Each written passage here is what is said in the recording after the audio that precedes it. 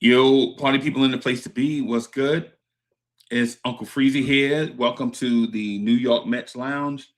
We're gonna talk a little David Stearns, little New York Mets, little MLB landscape, little futures, little lineup, little dirt and grass. But before I get started, let me bring in the guy, the MVP of all Mets content creation, a guy that's been wanting to do this for a minute, breaking into this space to speak to knowledgeable Mets fans and sports fans everywhere. Y'all know who it is. It's Jay, the chosen one in the building. Salute, Jay. What's good, brother? Salute, salute, salute. What's going on, Uncle Freezy? What's cooking? Salute. What's good, man? Man, everything, man. You know, I'm hearing the storm's coming. I'm excited. I'm ready to bring the storm myself. Mets, can't wait. Making major moves. You know, just excited guy. Bro, we have a lot to talk about. I have a lot of topics I want to introduce some topics. Maybe we'll finish these topics tonight. Maybe we won't. Maybe we'll leave them open-ended. It'll be like an ongoing discussion throughout the season.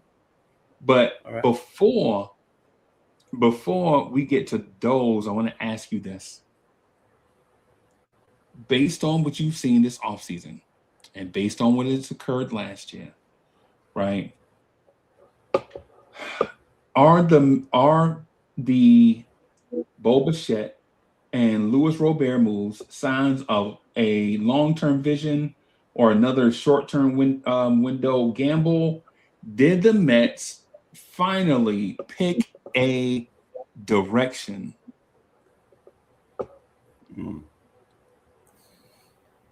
I think they did.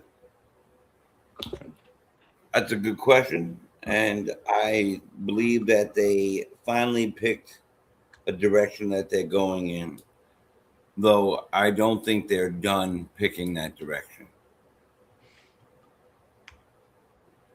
Okay. So I cannot wait to talk about the direction that they went in, where they're going. So to answer that question directly, I would say, yes, the New York Mets have definitely picked a direction. Okay. What let me ask you this. What direction is that? Is the direction Steve Cohen picking a fight with the Dodgers? Or is David Stearns saying that not only is he equipped to battle any other team president, that he's ready to establish that he may be in the catbird seat of every team president in Major League Baseball? Which direction do you think the Mets are going? So I think it's a mixture of both. I think the moment that Steve Cohen is flexing his checkbook, but also his fandom, his ownership, and the fact that he knows that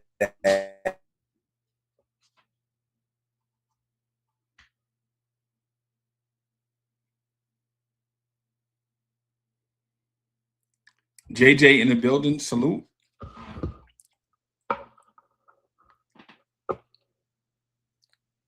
Jay Chosen froze a little bit, y'all. Let me see what I can do here. Let me see.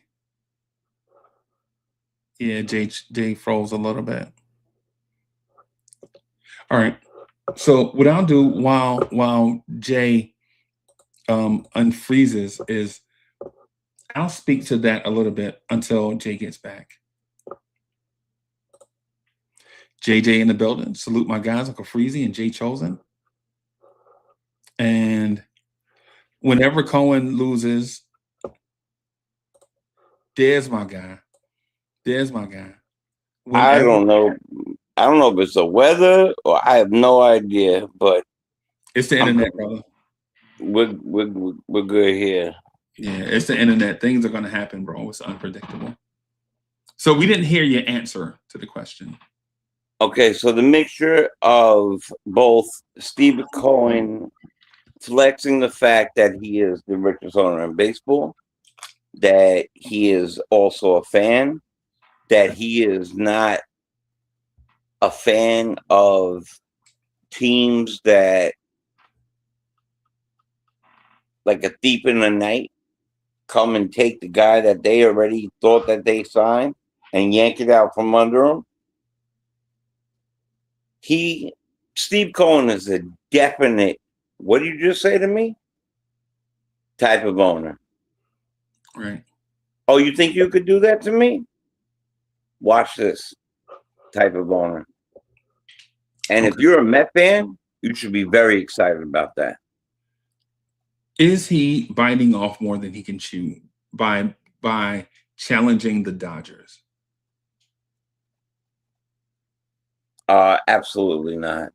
In my opinion, the trades, the signings, the things that he's doing are calculated. You know, for a moment there, everybody was like, the sky is falling, the sky is falling. And we know that as New York Met fans, that we have that type of feeling on a regular basis because we are not used to going out with a guy that has a checkbook and he's ready to get whoever he could get. But I like, if he's picking a fight with the Dodgers, I like it. If he's picking a fight with the Yankees, I like it. Right. You know, by taking their young guy right after they sign him, they take the young kid. Now we have him. I love it. That the moves that they're making are maybe the first one, but the moves that they're making are exponentially making this team better. So it's impossible to say that what he's doing is a chew too big to bite on. Okay. Is this a situation where Steve Cohen is in a David versus Goliath fight with the Dodgers, or does Steve Cohen feel like this is Goliath versus Goliath? So that's a really great question.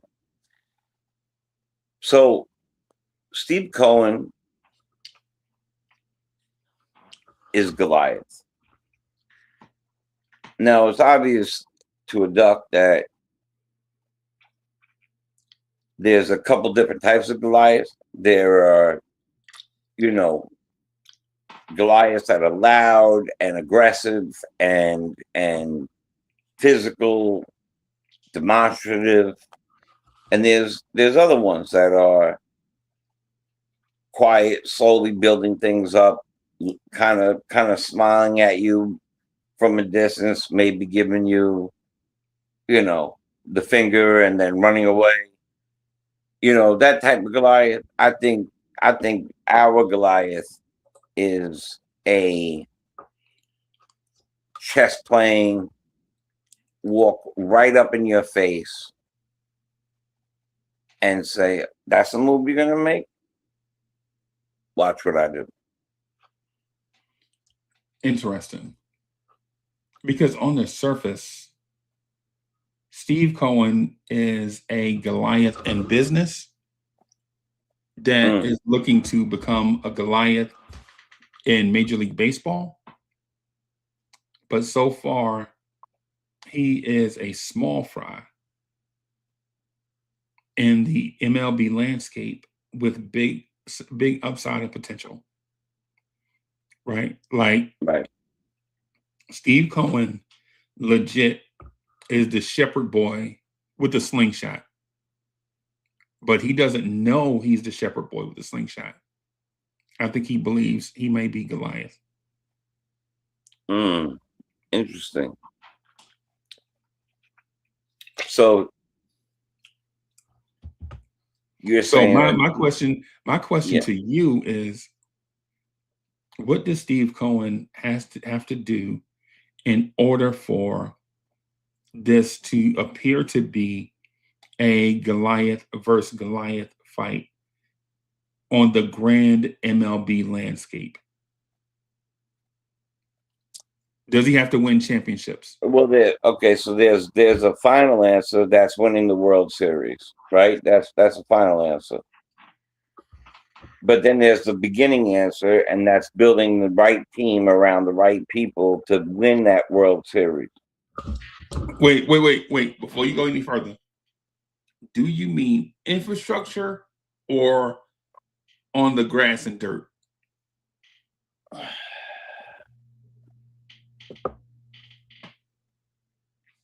Both. In order to build the buildings that he's building, Okay. in order to do any business that he's doing, he can't just say, okay, I like that building, I got to buy it. He's got to go to the building, find out where the steel came from, how good the steel was, who sold it first, how long it's been there. He's got to check if the security team that came with it are they real deal? Can he work with them, or should I bring my own? He kicks them out, gets his own. In this baseball, he is saying, okay, number one, I'm doing this for the fans, and I'm doing this as a business. So as for the fans, he'll do stuff like make the biggest screen in baseball, the most beautiful thing you've ever seen. Right.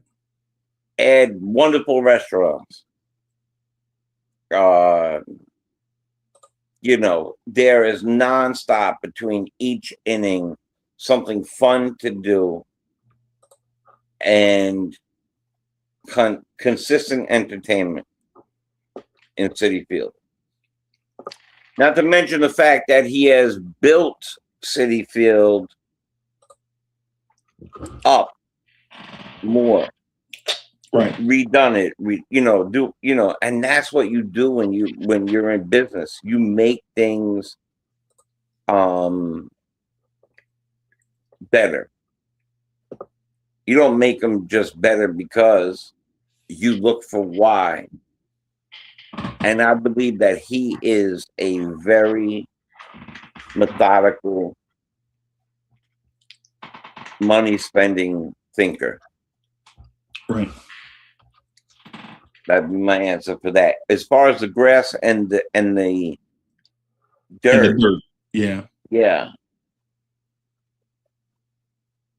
In order to have this product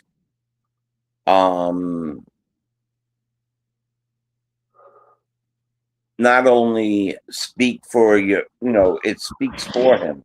The product, when you own something, your product speaks for you. Right. Right? Anything you do. His product is the New York Mets. Okay. Right? Who does the product being pitched to? Me, you, the Mets fans.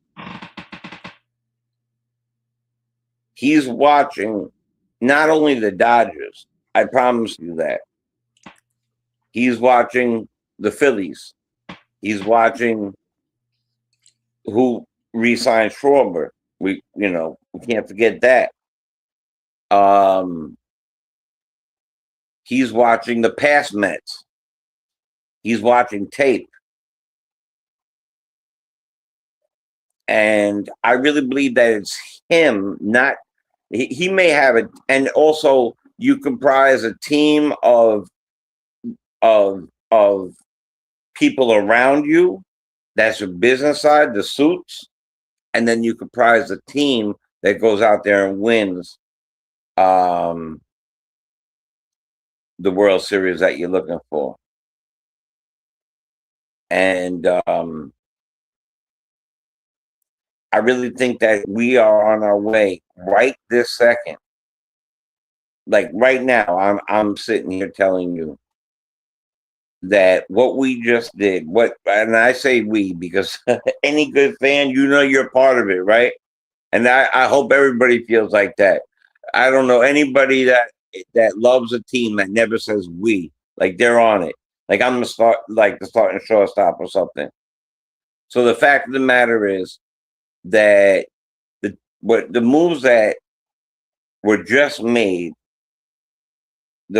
were so everybody thought the first move was a reactionary move due to the Tucker being pulled out from underneath. But that reactionary move wasn't like the old style of Mets thinking, or like I like to call the Bill Pond style. That was a thought out move. A man that could hit 300 or better, got some pop, played different positions, all-star several times. It's not like we went out there and picked up, and no disrespect to him because everybody likes somebody, but we didn't go out there and say, oh, you took Tucker, a lefty? We'll go get Vogel back. So, and not only that, but I don't want to jump in on each person he picked up immediately, but I will say this. Not only is he picking up the right people or making the right moves, but he's also cleaning up whatever he thinks last year's problems were at the same time, like any good multitasking owner. Bringing in the right people, younger, good clubhouse people that work together well, people who, when they put on that Mets uniform, turn to him and say, I look good in this, don't I? With what Mr. Bichette, Bo Bichette said. I love that. I love that. So I think that we are methodically making moves. And for all those who say that we're only going to spend money and we're not going to make any moves or trades and stuff, that was also proven wrong. So there are so many more. I'm going to tell you this also, we're not done. We are not done. I'm not saying that we're not close to being done. I don't know where we are in the moves process, but so far, damn good. Not just good, damn good. So we have we have a lot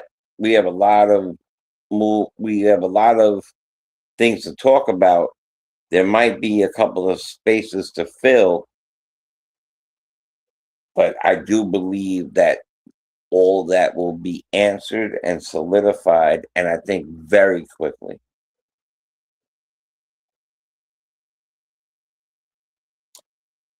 Okay.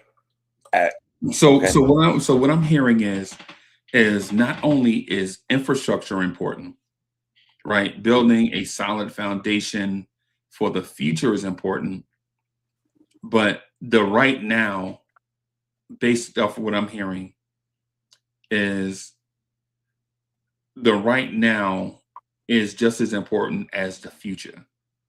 Establishing the Mets as a major player now, but a dominant force in the future is what you think Steve Cohen is building. Am I hearing that right? Absolutely. That's exactly what I said. Yeah, I mean, you could see it because, I don't want to, I feel like I could do, and we together and singularly have both said we have a deep farm, maybe the deepest farm in the game. Right. Right. But they gave up to get an ace. They gave up two guys. Right. And the reason why that is okay with me is because the two guys that they gave up, there's 14 more behind them. And the one that, let's just talk really quickly. Let me just add, let's say Jet. Ewing, and who doesn't like a good Ewing in New York? And if he wears that number 33, look out, bro. Look out. Look out. And I hope he does. I really hope he does. But let me stick on topic for a minute.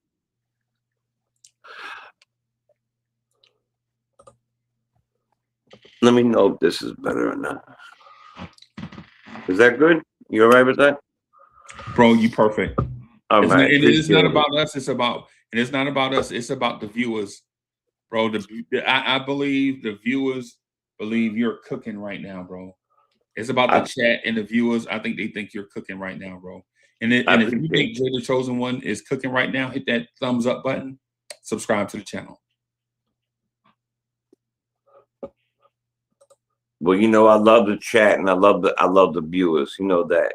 I love all my Mets family, man. Right. I appreciate you guys being here, man. And I love talking my team. I love talking about my team. Right. And your team, our team, the New York Mets. So my question for you, though, as a follow-up, okay, is do you believe Steve Cohen and David Stearns are doing this the right way? Not for just any Major League Baseball team, but are they doing this the right way for the Mets, who have a history of rarely making the playoffs, right? Historically being the third or fourth best team in a division that has Atlanta, Philadelphia, Miami, and Washington. Is Steve Cohen building this in a way where the Mets will take over the National League East and never give it back?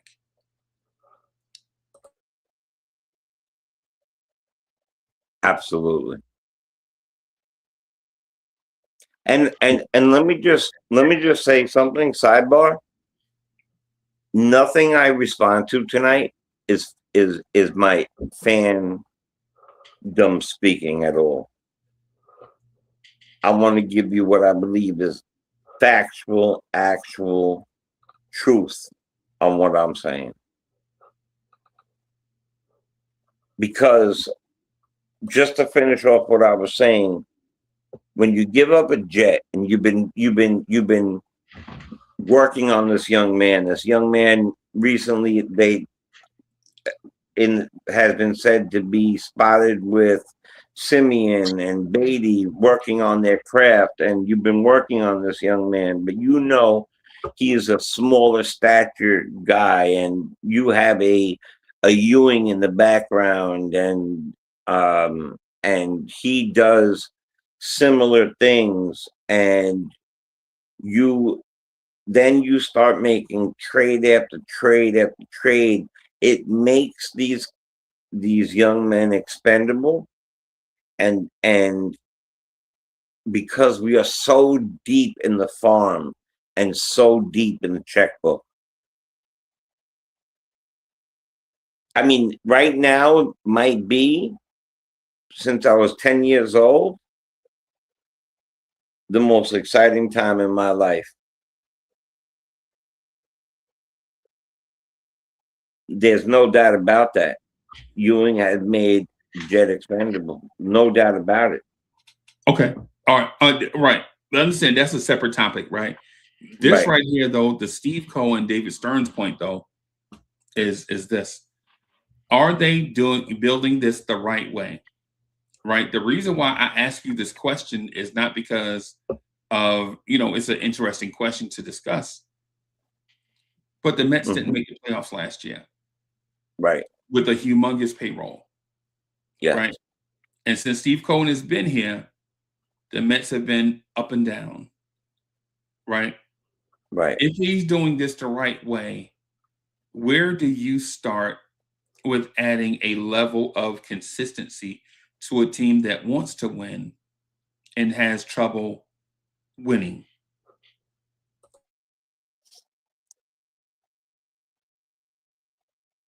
I mean, I think you started it already, right? You go out last year, you pick up one of the most premier players in the game.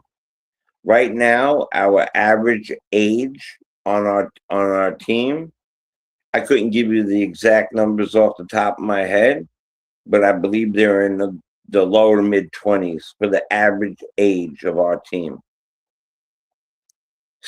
Things like that make and build great teams, great pitching, right? We didn't have, what was everybody, what I was worried about mostly after we picked up Bichette, and we can't forget Polanco. Now, Polanco, I'll get to in a little bit. I want to finish this answer first, but when you go out and you say, okay, I made these moves, I went out, their first primary thing was to make them what? Better defensively. So they did. They got Simeon. Nimmo's time was up. Wasn't a good defender, right? Had a noodle for an arm. As much as I loved him as a Met, he's no longer here. He's not a Met. See you later. Then you add defense to the team by putting Simeon and Lindor. Then you go out and you get Robert Jr.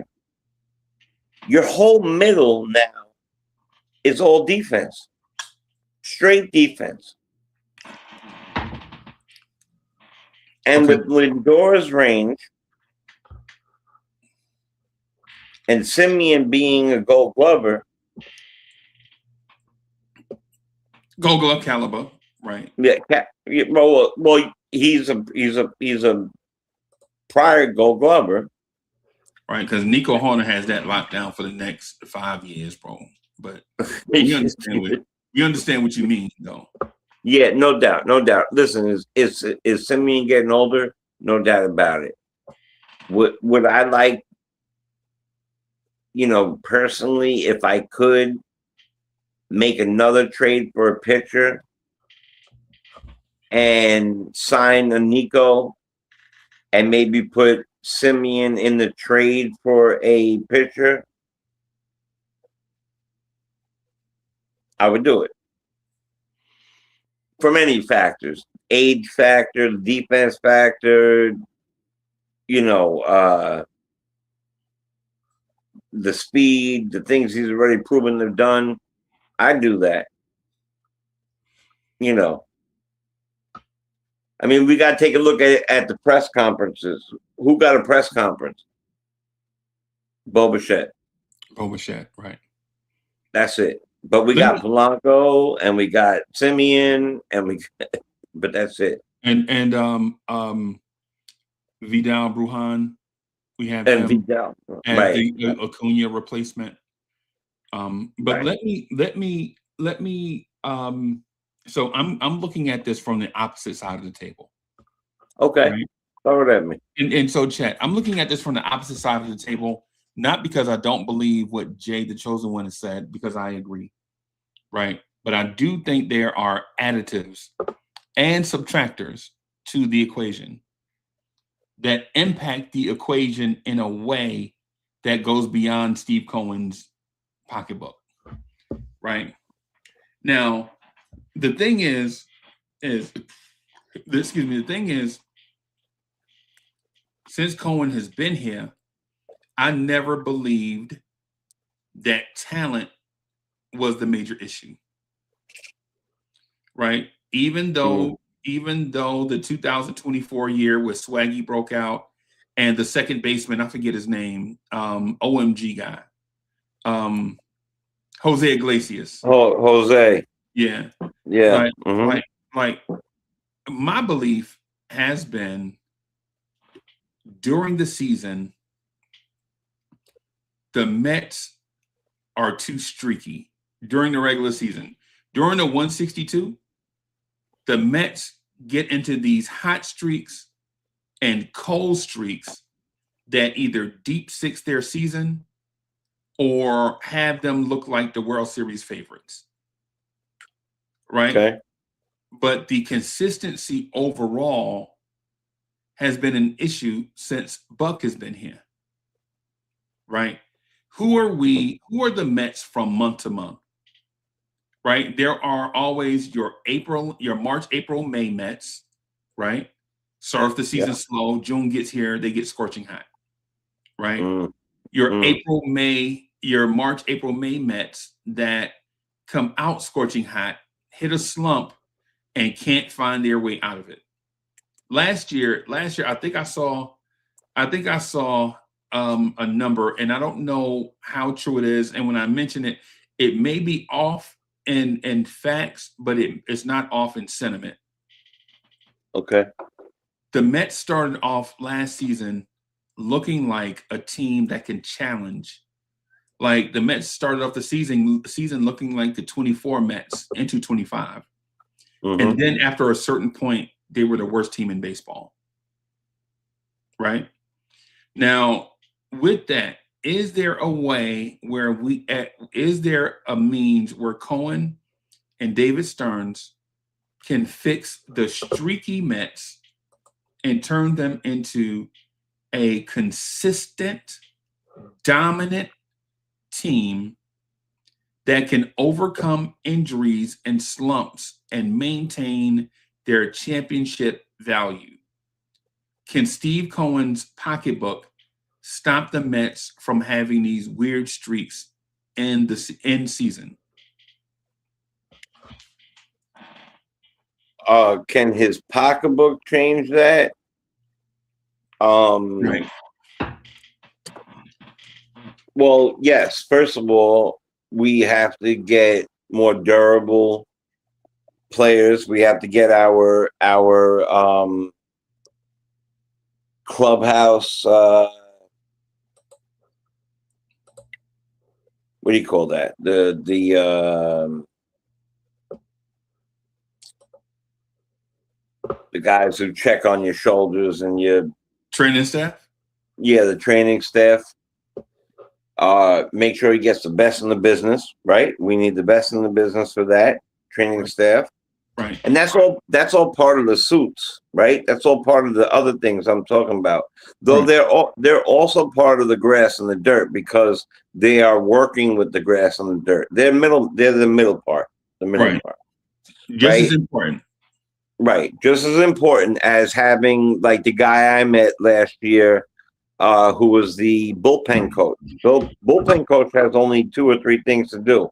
Pick up the phone, tell the guy to warm up, and tell him he's ready to go.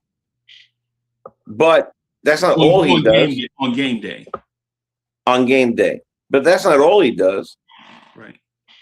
He's good pitch, great pitch, morale, boosting them up. Let's work on the slider, pushing it. This guy reading reports on who's coming up. Right. So could we avoid being hurt more? I mean, a lot of it has to do with sliding head first, you know, Keeping Alvarez healthy. right, keeping Alvarez healthy. You know, making sure that that we get a substantial lead, not have to do acrobat things just to win. A Saboto, save, Andy Chavez type of save. We need to have leads, and then I think by getting the players that you're talking about having a 1-2-3 right now that you may very likely go into on a regular basis, go into a game and score in the first inning immediately. Right. That's what you hope. Right. That's your hope. Your 1-2-3 right now is maybe one of the best in baseball, if not the best in baseball. Then you got to go out and get the right defenders. You have to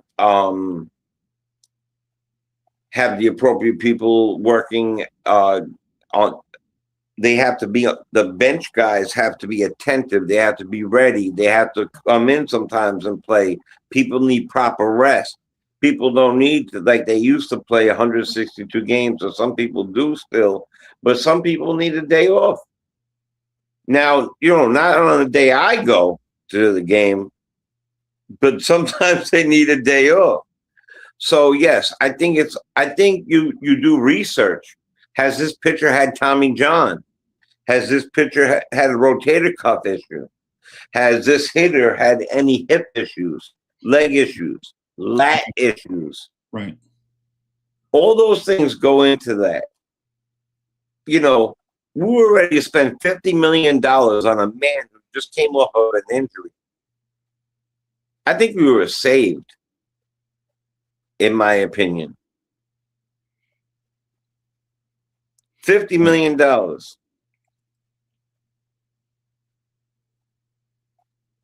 Who, in my opinion, was a move because Pete wasn't re-signed. Okay. You never make that move. You would never make that move otherwise. You would want somebody good behind them, somebody who could mash a little bit, somebody who's got a good average, because that was one of the problems. Who hits behind number 4? Okay. But I think that we're starting to make those moves. I think we see a real nice bounce back year from Alvarez. I think he's learned from his mistakes. Look, sometimes I'm also going to answer your question this way. Sometimes you can't avoid being injured. Right? You're in the batter's box. The ball hit your hand. Let me say something to that though. Yeah. I feel as if the Mets at times get injured because players that aren't used to producing at a certain clip try to do too much and then they get injured. For instance, Francisco Alvarez running the bases, the Mets down by 2, and he looks to stretch a single into a double and then gets hurt sliding into second base. Right. Because if he doesn't do it, he doesn't have faith in the guy behind him to do it. Right. I think we've faced that in the past. I think that's where the inconsistencies in the regular season have driven us into, because the thing is, a slump doesn't start off as a slump. A slump starts off as one missed opportunity that leads to another missed opportunity that leads to a blown save that taxes the next day's starter, who now goes out and throws 4 high leverage innings to keep it a close score so you don't lose 2 in a row, but then you tax your bullpen. Now your bullpen is tired, and then you may win or lose that game, but that means when you go into game 3 after you lose 2 in a row, Now your bullpen is tired, and now your lineup is pressing. Right? And I think that's one of the things that have plagued the Mets, that Francisco Lindor has had to carry too much of the offense. Juan Soto has had to carry too much of the offense. And then the pitching staff at times had to make too many high leverage perfect pitches, which taxes your starters, then taxes your bullpen, that taxes the next day starters, that taxes the available arms the next day, that taxes your ace against a team that he shouldn't necessarily have to be taxed against, say a weak hitting Florida Marlins team. Then he gives up 4 runs in 6 innings. Now your lineup is pressing because you can't lose to the Marlins because you don't want to lose place in the standings. And then your bullpen comes out and then blows a game. You lose a bad game to the Marlins. And now, even though the schedule is a 162-game marathon, but now momentum and slumps start to drive the conversation as opposed to guys just doing their job. If that makes sense. I mean, it does make sense, but I think that's why these moves that we're talking about that have been made and the moves that are being made going forward and what we're doing going forward has made changes towards that. Last year, you're talking about a team that after Pete would put like a Nimmo up, who, you know, let's face it, he as good as he was, like seeing ball strikes and stuff like that. That didn't scare anybody to pitch to Pete. That didn't do anything to help us. We have a completely different situation going on right now. And I really truly believe, top to bottom, and I really truly believe that we're not completely finished. I more than believe that. You know, we had the best pitcher in baseball last year, and he misses a bad throw from Pete at first base. I think the answer to your question is that there is no certainty to anybody not getting hurt. There is no certainty to that. What they can do is be more proficient. What they can do is have... Okay, I'll give you this. In 24 and 25, we were basically in the same position.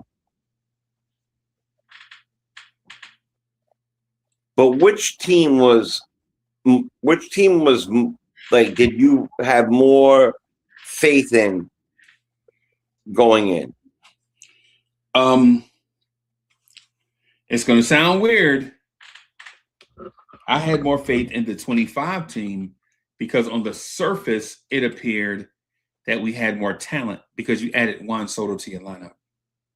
Okay. The end result, however, is that we added more talent, but guys took a step back from 2024.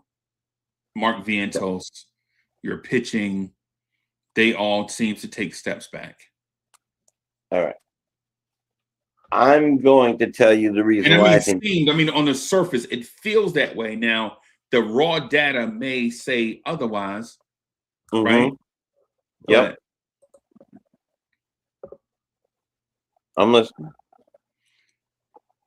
So to your question, 2025, I had more faith because I felt like if the lineup ever turned over to get to Lindor, Soto, Nimmo, Pete, McNeil, Vientos, Beatty, Alvarez, and others, I felt like we could get somewhere. Okay, that's fair. Out, though, guys went into slumps and guys missed games due to injury. Right. Here's my question. Fair. Here's my question to you then. And Chet, this is I'm not throwing a fastball. Oh, I'm sorry. I'm not throwing a curveball in a fastball count. I'm throwing a fastball in a fastball count, right? It's 3-0. Is so Jay Chosen is in a 3-0 count, and I'm throwing him a fastball, right? Middle, 97, middle. I'm swinging. Is Anyway, this can the slumps in the middle of the season be pinned on Carlos Mendoza? all right, don't get me started on the coach. Can I retort your first question, your first thing, and then get to him for a second, really Yeah, quick? man, go ahead, do your thing, Because bro. it's going to go off my brain. I know that. 2024 to me was a far more different year than 25. Okay, in 2024, it was his first year there, Mendoza. This is going to be a good segue into the other part. We had a more reliable pitching staff. In my opinion, though they were older, they had proven to be much more reliable as a pitching staff, starting pitching staff. Okay. Right? We go in. Was that the year that Budo was pitching amazing out of the pen? We had and our closer was even down, and I still felt great. Yep. Okay. There was a joy in the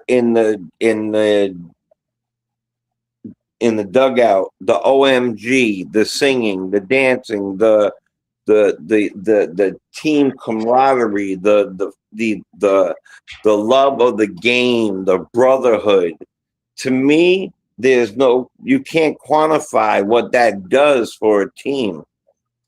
So whether or not Soto was brought over here, and you know, I'm gonna say something that's a little bit crazy, but I think that Soto has fantastic offensive talent, but he may also be, and we'll see this year. I think I'm watching this year how Soto reacts with his teammates, because the year before that we had joy. We had, you remember going to play Little League or going to play with your boys, and you go in the lineup and you're all excited, and you run home, and the ball was in the glove and it was oiled, and you had it rubber banded up, and you did that every single time you didn't have a glove on. Then you throw the ball in the glove for 100 times, and you get out there and you could play until the lights came home or your mother screamed at you. Yeah. Well, that's what they had that year. And last year, we had a pitcher who had a sub-2 ERA. And for most of the year, like a 1.0, 1.2 ERA. We were hitting the ball. Pete was hitting the ball, not just home run, talking about average-wise, differently. But Vientos takes us from the beginning. He's not. I do agree with that as well, and I think that will be inform heavy. But I'm not going to talk about that too much at this moment. We on topic. Yeah. So we had Vientos completely fall apart on us the next year. But to be fair to him, I see a coach that did way too much in 2025, because in 2024, his first year, he got to the playoffs. Okay. So in business, if you make your quota, you get a bonus. But if you go way over that, you're in the middle of the room, the whole room's clapping for you, you get your quota, you get the double bonus, you get all that stuff. I believe that this coach felt that way about himself because because we didn't keep people like Severino, people like Quintana, people that helped us. I also think we had there was that I'm not joking when I mention this, Joy. It quantifies to almost magic. It's like you have this like whether Mookie Wilson would have beaten Buckner to first base doesn't matter. Doesn't matter. It doesn't matter. The ball rolled under his leg. The magic of the amazing Mets worked. Right. So and Chad, I get worked up. I love this team. This is my heartstring. I love my Knicks. I love my other teams, but the Mets, they're my heartstrings. They are definitely where my heart is at the most. So if I get loud, it's only because I'm hyped.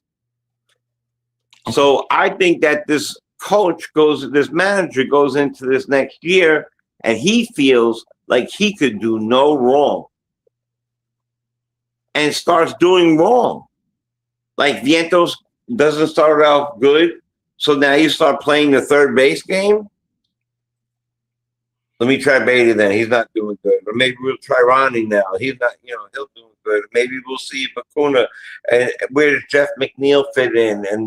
And then a small injury here, and then another injury there, and then a big injury to one of our starters. And if you wanted to win, and listen, the Griffin Canning and Clay Holmes, when they first got signed, I was like, what in the hell are they doing? And then it kind of proved to be that they were doing something right. For a little while, at least, it proved that they were doing something right. Right? Right. But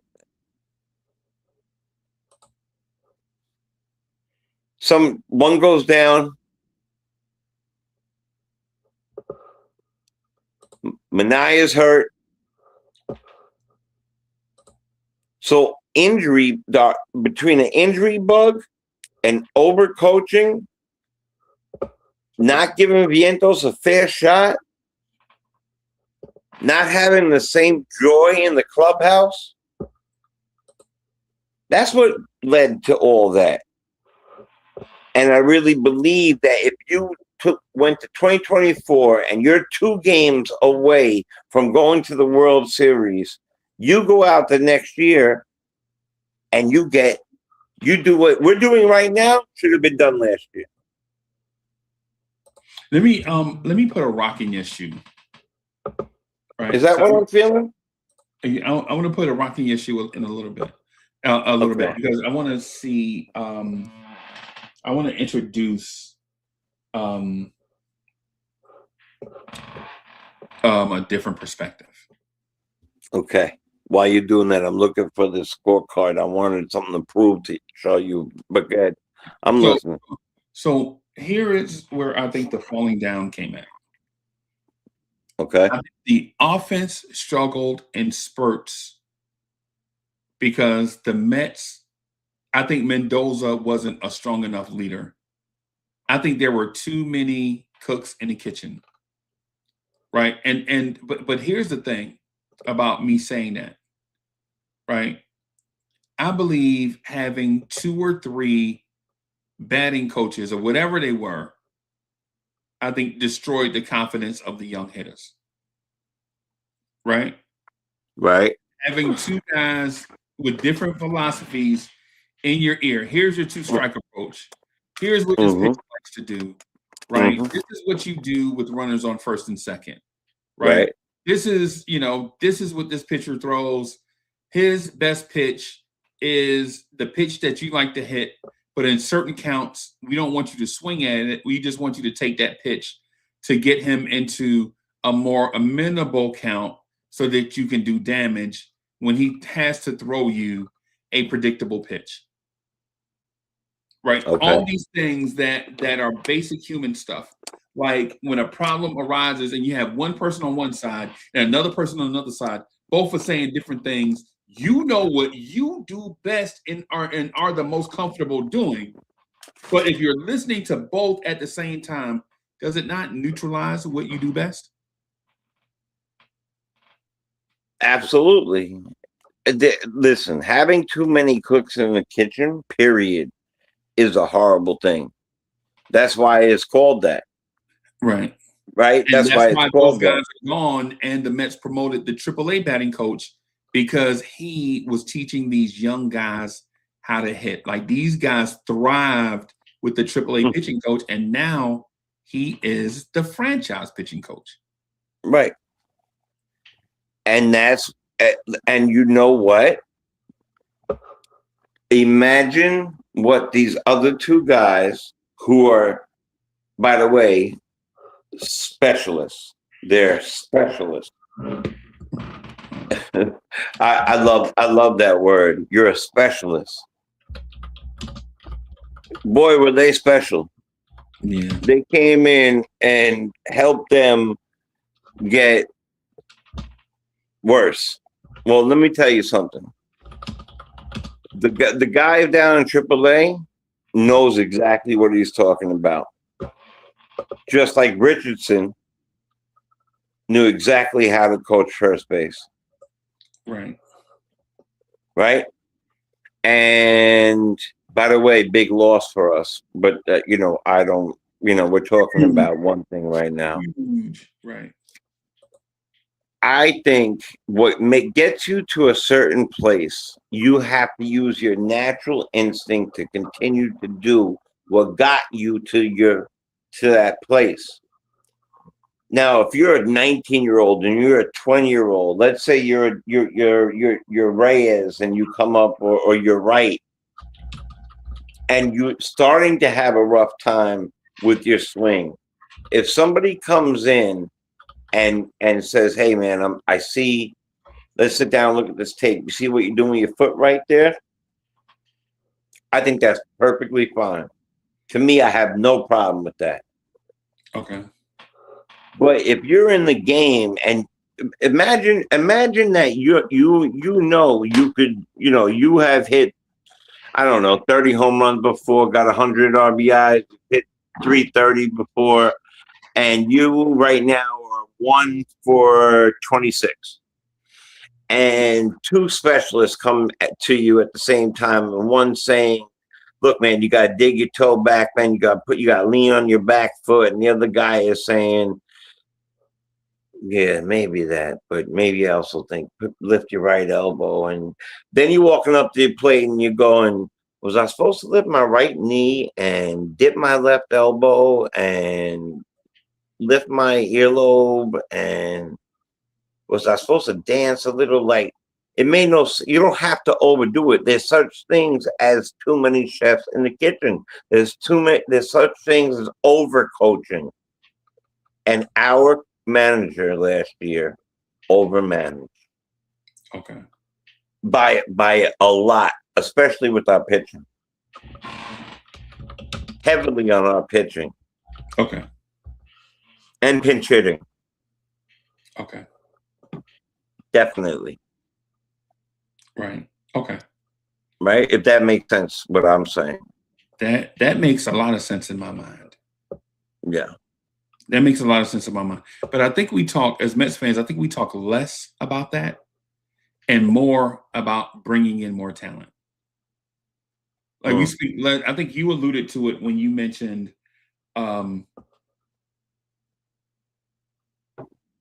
infrastructure, talent on the staff, who's on the grass and dirt, and things of that sort. Do you now? Here's the thing. I'm asking Jay the Chosen One, everyone, to give his answer or his opinion on this, because we don't have a clear and definitive answer because Steve Cohen's checkbook can solve a lot of stuff. But Steve Cohen, since he's been here, has committed to $1.9 billion, right, in salary. With the B. To salary, and thus far, the Mets don't have a World Series championship. And so what I'm asking the chat and Jay the Chosen One is this. If Steve Cohen spends money every offseason and the Mets have not won a World Series yet, is there something else that needs to be addressed in order for this team to be a dynastic, high-level team that functions at a high level every season? All right. I'm going to answer that question. First, I'm going to say I need a good shave and a haircut. For sure. Number two, I'm going to say I think this manager is not the manager for this team. I would like to see him go. That's me personally. And I think that he's on the hot seat. I really do. I think he's on the hot seat.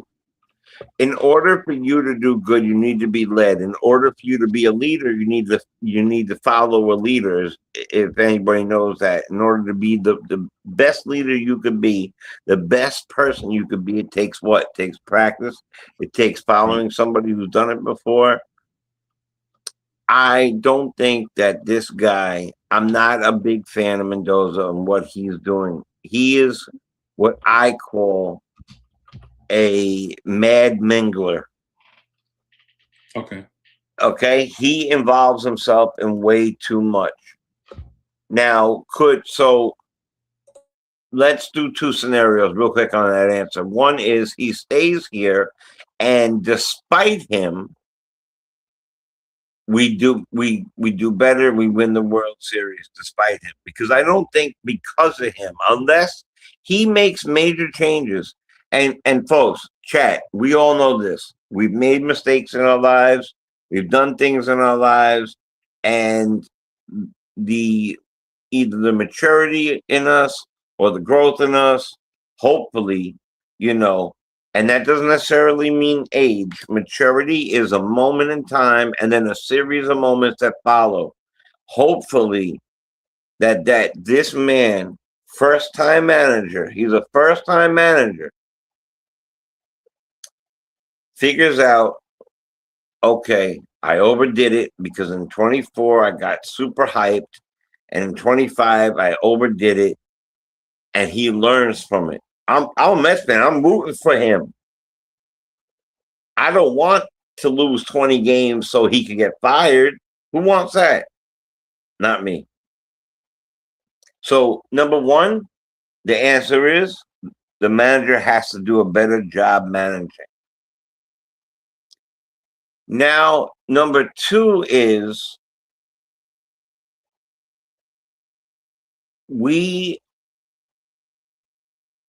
I do not think we are, and hear me out on this, I do not think we are done in the direction we're heading. We pick a direction, but we're not done. Meaning we have holes to fill, right? Meaning we have an overloaded infield, but a very understaffed outfield. Or do we? My personal thought is, if we're going for a championship, you cannot bring Carson Bench up unless you plan to keep him here until he gets good. And if he doesn't get good right off the top and you send him down, you can ruin him.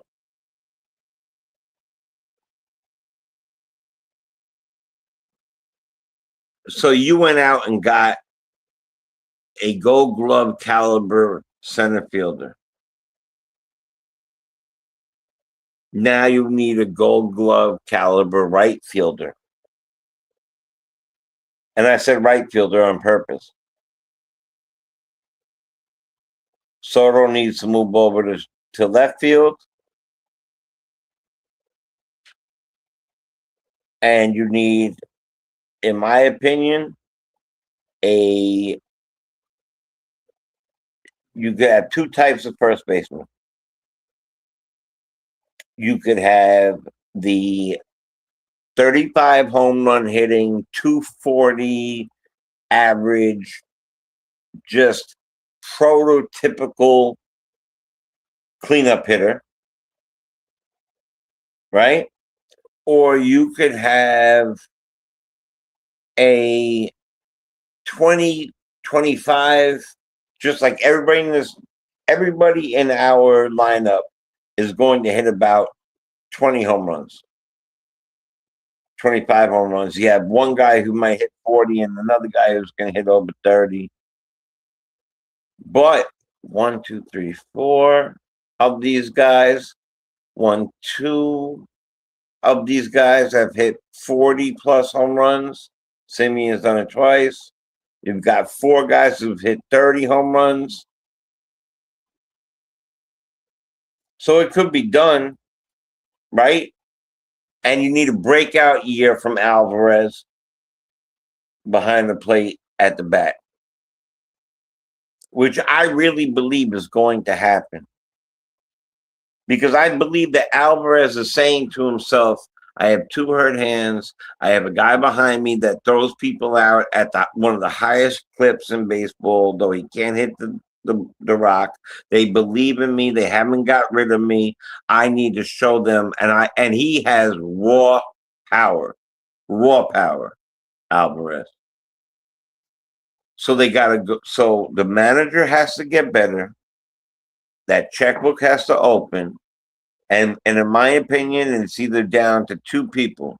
If they don't stay within this, who we have, and try to make Beatty a first baseman or a left field,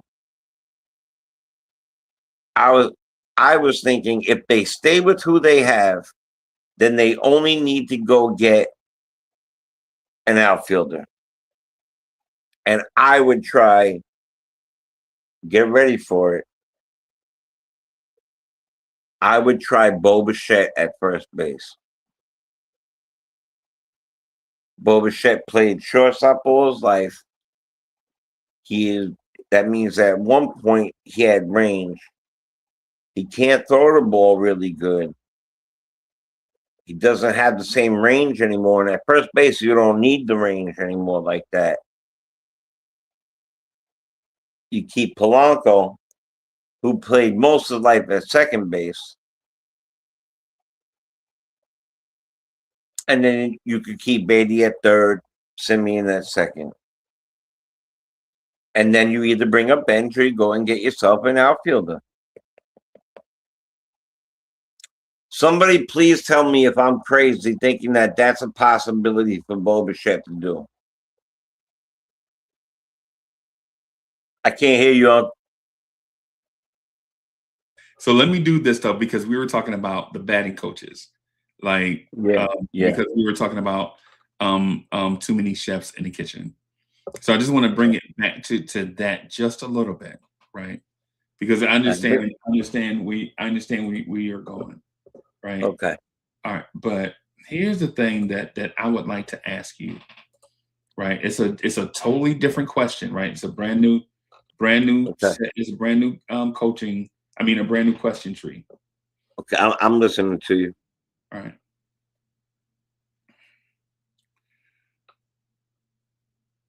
Are the Mets building for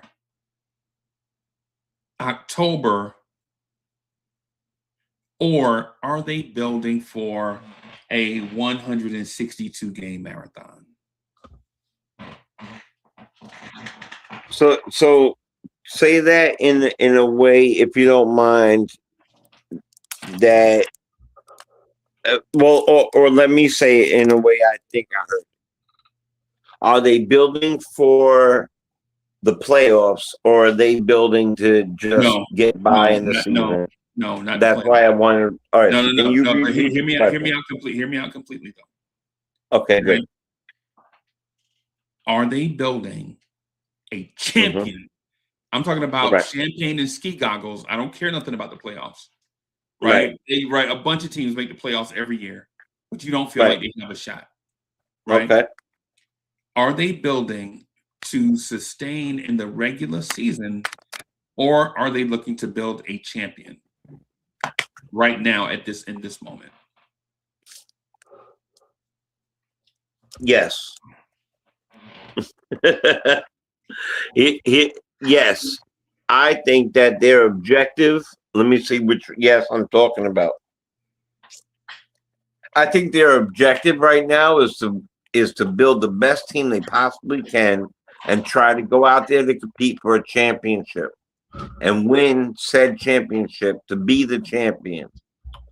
At the same token, I mentioned that farm system and what they have down there, what's looming down there. And if you look at, I mean, just imagine, all jokes aside, everybody, for real, Polanco had the same year he had last year.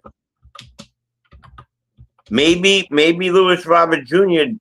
is the guy from 23, but since he's been mentioned every year in a trade, every single year in a trade in a team that has combined to win, 2 games in the last 5 years, maybe he's not as miserable anymore, and he comes up here and he is actually the guy we saw do that.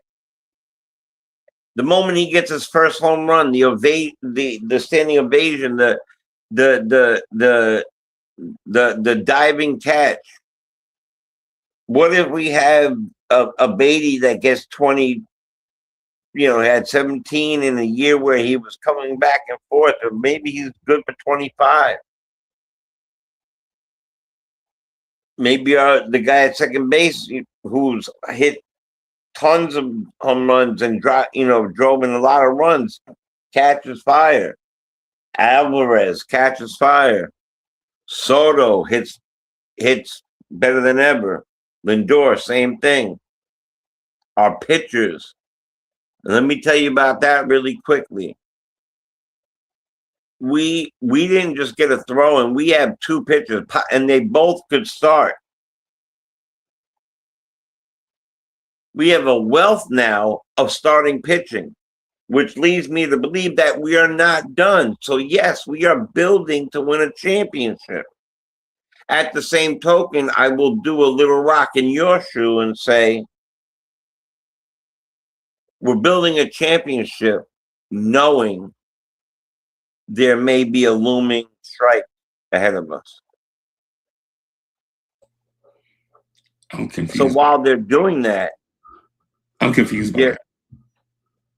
Say it again? I'm confused by that. If you look at the contracts that they're building, that they're doing, right? They're picking up Bo Bichette, right? They picked up Bo Bichette 3 years. They gave him X amount of money. They also offered him an out that gave money to him for an out, to leave. Because there's players coming behind them, or if he really likes to be here, he'll stay here and pick up the option, right? If there's a strike, he'll leave. The kids that are only getting older and better will come in.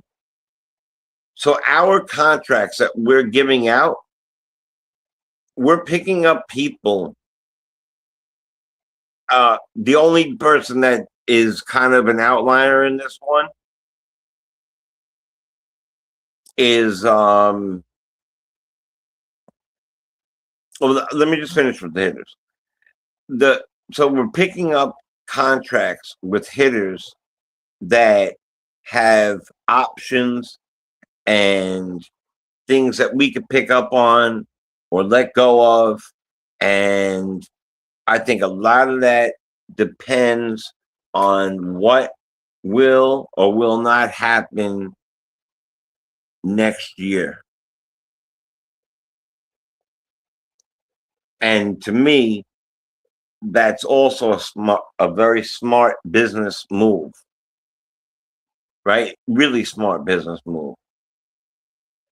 At the same time, getting younger, right? You're getting rid of people, you're getting younger and younger, getting rid of some people, getting younger. And you're bringing in people who are also very known to be very, very good clubhouse people, which is also a big piece of recipes of championship teams. So we may or may not have these guys if there's a strike after that. But they are building a team this year to win this year. Believe that. 100%. Okay. 100%. All right. So I have two more very open-ended questions to get your opinion. Right. Okay. So just because it's two questions doesn't mean we're on our way out the door. It's just I need to have these two questions answered by you so that Mets fans everywhere can have a direction, something stashed to think about. Okay. All right. So chat, I'm gonna put it on the screen. Y'all bear with me, right? I'm gonna put it here on the screen. All right, bear with me. Okay,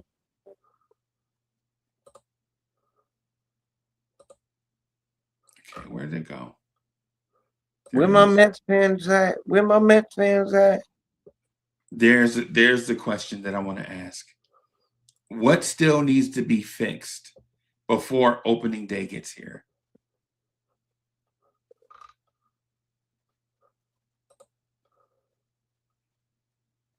In a nutshell, we need a defined. We need a defined first baseman. We need a defined. We need more help in the bullpen. We have to figure out who the setup man is.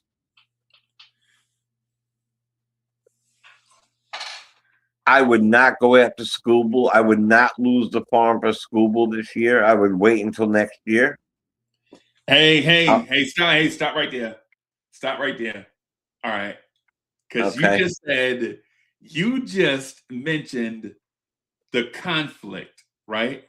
Yep. That Mets fans face. Because about 6 minutes ago, you mentioned that the Mets are facing a lockout and they're going all in. It's the reason why Bichette has options. So if you believe that in your heart, why wouldn't you go all in on Skubal now based on what you said about 6 minutes ago? Just for clarity. For clarity is because then we would lose the youngsters who would only be 23 or 24 when Tariq would be 30, 31. 31, yeah. 31 years old. With pitchers galore coming up that may or may not be equally as good as them. People like Jonathan. Right. All right. So Christian Scott. Right. I got bad news for you on that, but that's a different story. I'll tell you that in a moment. I think Christian Scott is a trade chip that may or may not come up, but I hope he's not, especially Franco Freezy. I hope he's not. He is an excellent pitcher who has a rising fastball that has pop. It comes out of his hand looking like it's 90. It ends up being 95, and it does this. It goes like this. You see my hand? Right. Yeah. It's at you, and then it's above you. Because the thing is, fastballs up in the zone, they don't have Yeah. to be 97. No. Fastballs 95. up in the zone to be effective, to have that ride, if as long as it's at 94 or something, it does something to the human eye, right? It does something to the brain and the human eye. If you've ever seen a guy strike out on a high fastball, we can't lay off of it because it looks like a strike up in the zone. Come to find out, it's 3 inches above the zone, but it looks like it may do this, but it's actually doing this, right? It was deceptive, right? And you have 0.38 seconds to make a decision from the time it leaves the pitcher's hand. 0.38 seconds. Is this a strike or is this high? Right. Right. Deceptive con. Yeah. Yeah. And we gotta see what he's all about too, right? Like, I'm not willing to get rid of him just because he had the surgery. I want to see what he's about. Right? That's why I don't start him right away. I let him get a whole bunch of starts in AAA, even AA. Maybe AA to start for a month, maybe for half a month, maybe he's not Matt Allen, bro. Like, he's not a injury prone guy. You don't know what you're gonna get, because the most talented pitcher, it just off physical gifts alone, is Matt Allen, the kid we drafted out of high school years ago that gets hurt every year. Seems like the chat. Anybody in the chat remember Matt Allen? Mattallan, the kid we drafted along with we acquired him at the same time that we acquired Francisco Alvarez. We thought this was going to be like the thing. Like we got Alex Ramirez, Matt Allen, and Francisco Alvarez all at the same time. We thought these guys were going to be it. But come to find out, prospect means exactly that. Prospect. You know, I go to the same one every time we talk about it. So yeah, I agree with you. But I still think that he needs to. You don't throw him in. You want this guy to succeed, right? Baseball is completely different than any other sport. You want him to succeed. You want him to go down and strike out 12 guys in AAA. You want him to do that.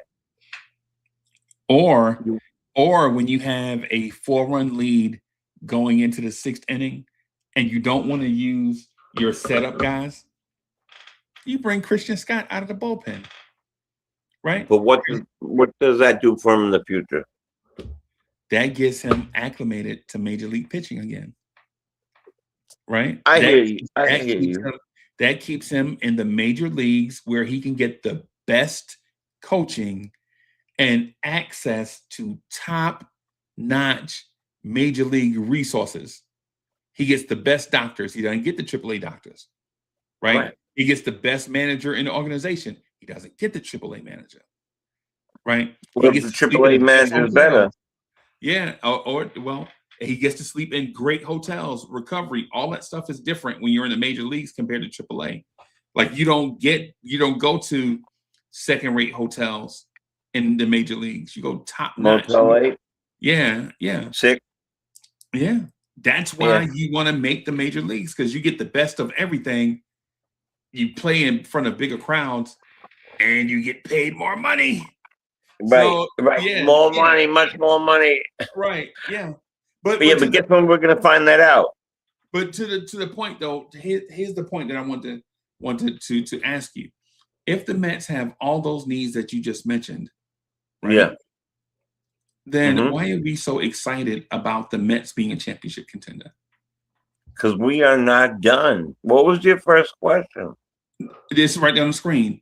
What still needs fixing? No. The first question. Are we in the right direction? No, I asked you. I asked you, did the Mets choose a direction? Oh yeah, we chose a direction of winning. Okay. Okay. So if we chose a direction of winning, that means that I believe truly in my heart that we are going to complete this puzzle. Okay. Right? Right? We got rid of a 3 and a 5 for a legitimate ace. Right? Who brings joy back to the bullpen and the whole team, who has started many opening days. He's a beast. And the guy that was a supposed throw-in is not even close to that. And he's under control for many, many, many years. Do you know how exciting that is? Okay. This man could start, he could middle relieve, he could set up. We could put Holmes did a great job, I thought, doing as a starter. For coming out of the bullpen originally. But Mayers has started before. He is already a very good pitcher. Very, very good pitcher. Okay. I want to give Scott. We'll see. We'll see. This is all a spring training question. Okay. But what still needs fixing before opening day? Yeah. Don't forget that spring training is before opening day. Yeah. That training camp is before spring right. Trades are before then. We're still looking at people who may be coming back. I'm very interested to see what Scott brings. I'll tell you this. I'll change my answer slightly. Okay. If he's blowing away people in spring training, then he starts in the major leagues. Okay. So it's the Carson Bench answer then. You got to show me something in spring training before we make a regular season decision. Exactly. Okay. Exactly. All right. For all we know, we have a first baseman already. And he's in spring training. We may have a right fielder. And he's in spring training. But I don't think that checkbook is done flying. Okay. Just picture a checkbook opening up like wings. Yeah. I think that's what it's doing. It's flying around, brother. All right. And I don't want to, and to finish that off, I don't want Scott. I think Scott's a starter. Okay. Right? Would you agree with me on that? I think he's absolutely a starter. So, okay, we agree. He's absolutely a starter. So to answer your question, if there's a problem in the 6th, 7th inning, generally, typically, rule of thumb is, especially for a youngster or, coming up, is that you don't change who he is by nature by making him a middle reliever. Right? You don't say, okay, very few people come in and are highly touted, stink it up in their first few games because they're forced into the starting unit and then become the best closer in baseball, like Mariano did. Right. And I hate to bring him up, but I will say this. Out of any Yankee in my lifetime, I respected him the most. Okay. Just as a human being, as a pitcher, period. You know what I mean? Like that. Right. So you don't want to ruin. I know this. you that you don't want to ruin Christian Scott's trajectory on what he could be. But there are too many thoughts in the air though, because the thing is if we're nervous about the lockout, right? Because in my opinion, if the lockout makes us nervous, then we should keep the lockout a part of the conversation. Okay. If the lockout doesn't make us nervous, then we should forget about it and not talk about the lockout anymore. Right. Okay. Right. And this is just for the sake of sanity, not that the lockout is irrelevant, because it's super relevant. Right. Right. And for the sake of our ongoing conversation and our conversation with other Mets fans. If the lockout is the boogeyman, right, then we should prepare for the boogeyman. Right. Right. But if the lockout is not, if the lockout is a marshmallow, then we should address it as a marshmallow. Right. Right. Yeah. So the thing is, if the lockout is the boogeyman and the Mets feel like they have to win it all in 2026 because they don't know what's going to happen on the other side of the lockout, then Christian Scott has to be in your major league. Christian Scott has to pitch for the Mets in 2026 and has to be a major part, whether it's a starter or reliever or whatever it is, right? He's got to, because if we're saying damn the torpedoes, right, and Christian Scott is one of your torpedoes, why are we sending him to AAA? Because before Christian Scott was injured, he was a major league pitcher, right? Yep. But here's the thing, on enough of Christian Scott, right? This is what I want to ask you before we wrap up. Okay. I had such a good answer for you, but okay. Okay, so what does a successful 2026 look like? Well, in my mind, the World Series championship. Period.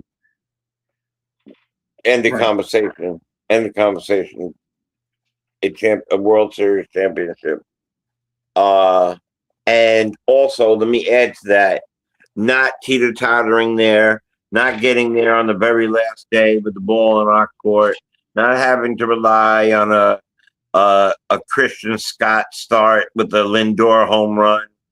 Add that in. You know, a year where we go in there confidently and we say, how about this one? No injuries, right? Low on the injury, like Senga a full year if he's still here. If he's still here. Though I believe Senga is one of the type of pitchers that other people would like to really have, while we would like to have other people's people. Right. And that opens the door for Tong, Scott, and others, because I do not believe that they're going to go the McGill route anymore, or that's not happening. It's not happening. Okay. And if I'm wrong, I apologize, but I really don't see that happening. It's not, to me, it's not a winning recipe. We've been there, done that. You know, been there and done that already. Okay. You know, I saw an interesting, Peralta. It's going to have to be a Cy Young candidate. I really believe that we have something brewing in front of us. You cannot sit here and tell me that you are not excited about the 1, 2, 3. We'll find out the 4, the 5, 6, 7. I mean, what if we get the 2023 Lewis Robert Jr. because he's no longer upset about being a White Sox and in a trade conversation every year? Okay. And he's finally out of there, and he's on a team that's on a mission to win a championship. not on a mission to get the first pick in the draft. Okay.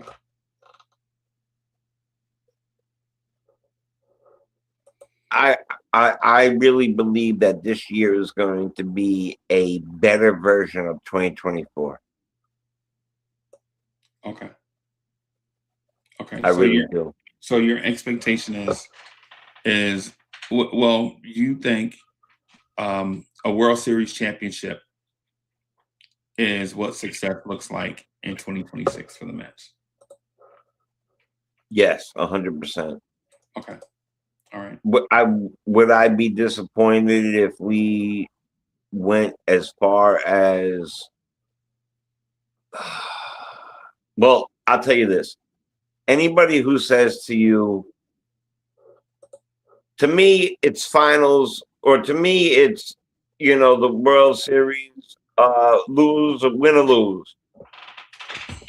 To me, I've never met anybody really loves their team who says, if we get to the World Series and lose, I would be okay. Right. Not like real people that I've met. Right. I've seen comments. Right. But would I be really, really proud of this team if they put their all into it and went deep into the playoffs and did that? Sure, I'd be proud of them. Right. But yeah, I'm looking forward to this team building. Okay. And you see it. You see what they're doing. You got to be happy. You listen. I'm going to ask the chat a question. I'm going to ask you a question if you don't mind. Hold on. Okay. All right. We got plenty of time for that. Remember home run derby. Home run derby. Okay. I'm here. My fault. So, okay. So what does success actually look like in 2026, right? And so how do you get to that success that you mentioned? I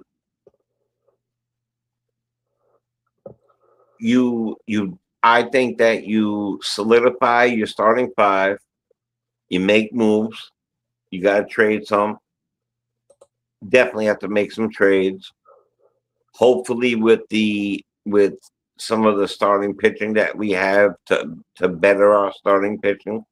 Okay. You make a move or two for middle relief. And for me, at this point, I would like to see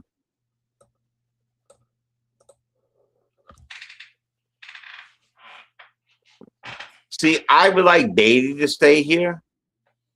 Okay. But Beatty's a big trade piece.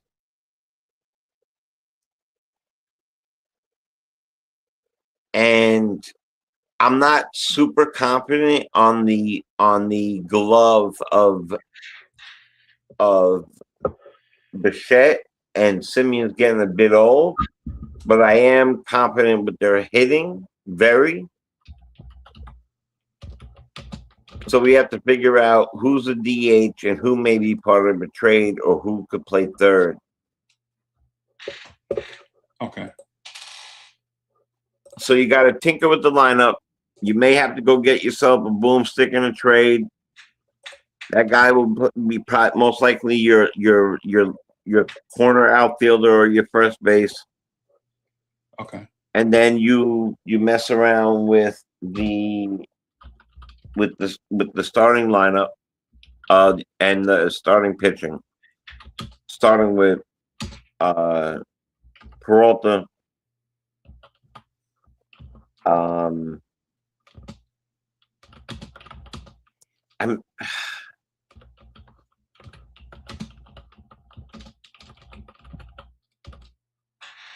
looking at some of these pictures in like the Chris Bassett's and the people like that. Bassett's is older, but he was a workhorse last year. There's no way, bro, Jay. There's no way you're telling us that Chris Bassett is better than Christian Scott, bro. Christian Scott, Is that what you? if Christian Scott starts this year as a starting pitcher, I promise you that I will paint Uncle Freezy across my chest and take a picture of that thing. I don't believe he's going to start this year. I just think that I think if you want the best out of your guy, okay, look, let me ask you a question. Just to in relation. Mitch Robinson took the whole year off last year. When he came back, did he look good? I'm gonna say no. Okay. But if he never gets hurt, never gets pulled down by Embiid, would he be a good center? Yeah, of course. Right. So Christian Scott, to me, is Mitchell Robinson. We have to find out what he's made of. Okay. Yeah, it's different with pitching. You know, it took years for DeGrom to do something. Now DeGrom is the opening day pitcher for the Rangers. Right. Before that, they were thinking of sending him, like retiring him. I don't want that to happen to Christian Scott. Right? That's the worst possible thing that could ever happen. Chris Bassett is 59 years old, bro. Yeah, no, 79 actually. Right. Last time I checked. Right. I don't want so I was just running down names. I wasn't saying those are who I want. Okay, no. At all. I was talking about who's available. You have Zach Gallen. Right. I think from Zach. York, looking to right. Yeah. Yeah, he's from the local area. He's had a couple good years. Is Zach Gallen better than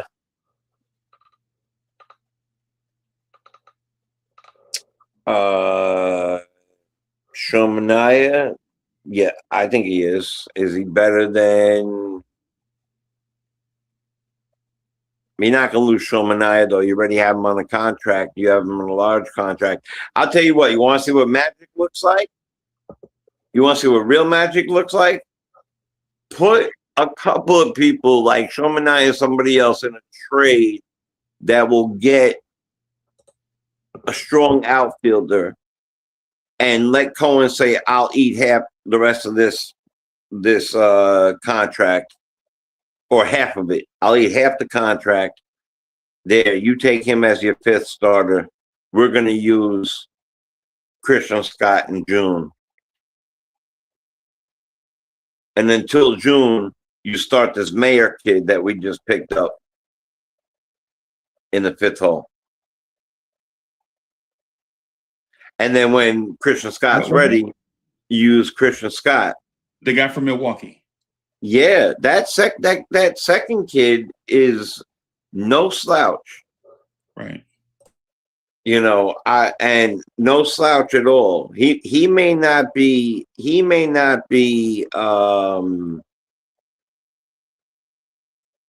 whatchamacallit. He may not be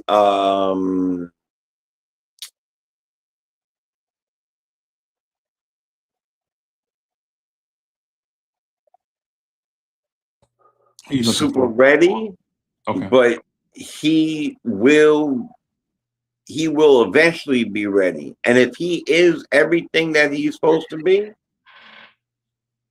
then we could get rid of him. You know, another name, you know, and I really can't see. I haven't really checked on the chats and stuff like that. It's a little different the way I switched my format when that thing happened. But there's plenty of people out there that I would like to try to use. You know, preferably, let's say you want to. The reason Pete was a good first baseman was he wasn't a great first baseman by any means, but he was tall, right? And most people like two things out of their first baseman: being a lefty and being tall. Right. But you don't necessarily have to be either one if you're talented, right? But being tall is really important most of the time. But I will tell you this. If they could somehow move over, if they could teach Beatty how to play left field, sign somebody like a Suarez, let him play third, put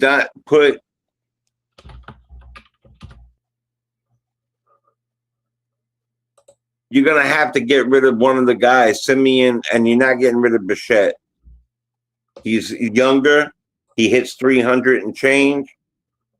You're not getting rid of him. Right. Simeon might not make this team. That's spring training. Okay. So I don't.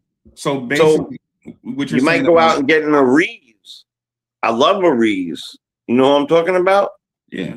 Doing a Reeves. Yeah, I love a Reeves. He won 2 batting championships. He played first base. He played second base. He hits for a high average. But you know what? You might have to go out and get a Christian Walker. You have to figure these things out, you know, and these things really they're gonna start coming our way. I really think our eyes out for a first baseman. I do like the weird idea of trying to figure out if Bo Bichette can play there because we need his 300 hitting, and I do not think he's a third baseman, and I do not think that if anything, he's a second baseman at best. Maybe if you could teach him how to play first, but does a championship team teach an old dog new tricks? Now, I know he's not an old dog, but you get my point, what I'm saying. He's an experienced dog. Right. Yeah. Yeah, he may be able to do that. He may be able to. So, all right, everybody, thank y'all for coming through, man, hanging out with us. Man, we appreciate y'all. Man, I hit Jay the Chosen One with some very difficult Mets questions, and he came through in the clutch. I'm looking at the scoreboard, and all we have is snowmen up there. I think we beat somebody 97-0 based on how Jay the Chosen One was swinging the bat. So on that, we're going to get out of here and wrap up, man. Thank you, everybody, for coming through and hanging out with us as we chopped it up about these Mets. Make sure that you subscribe to the channel, right? Hit that like button. Come back the next time we have these conversations. We may look a little bit different, but all the addresses and things will definitely be the same. Jay, thank you for the excellent commentary, opinions, and context, bro. Peace, brother. Everybody. You can get out of here. Peace. Peace. Thank you, brother. Peace.